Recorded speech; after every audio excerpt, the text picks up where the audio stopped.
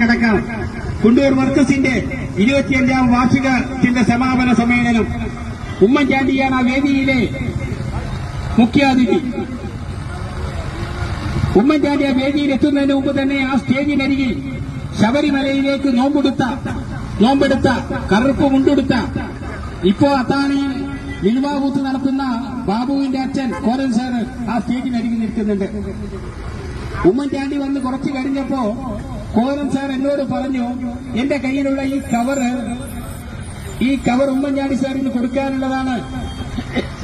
Oommen Chandy sir ഇറങ്ങി പോകുമ്പോ ഈ കവറൊന്ന് വാങ്ങാൻ നിങ്ങൾ പറയണമെന്ന് പറഞ്ഞു.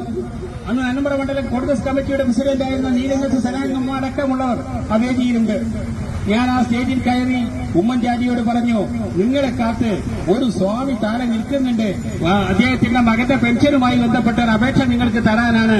ഉടനെ ഉമ്മൻചാണ്ടിയുടെ മറുപടി എന്താണെന്ന് അറിയണ്ടേ നിങ്ങൾക്ക്? ഉമ്മൻചാണ്ടി പറഞ്ഞത് കേറി വരാൻ പറയുന്ന പറഞ്ഞത്, ആ വേദിയിലേക്ക് കേറി വരാൻ.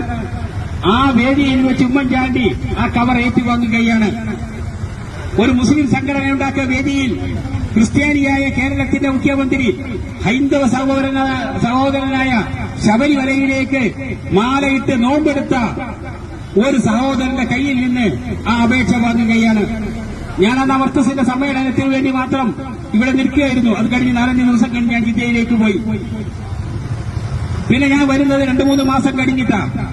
വന്നതിന്റെ പിറ്റേ ദിവസം കോരൻ സാർ അത്താണിയിൽ വെച്ച് കണ്ടപ്പോ ഞാൻ ചോദിച്ചു, അന്ന് നമ്മൾ ഉമ്മൻചാണ്ടിക്ക് ഒരു കടലാസ് കൊടുത്തിരുന്നല്ലോ, എന്തായി കോരൻ സാറേ എന്ന്. കോരൻ സാറിന്റെ മറുപടി, എന്റെ മകന്റെ പെൻഷൻ കഴിഞ്ഞ മാസം മുതൽ കിട്ടാൻ തുടങ്ങി എന്നാണ്.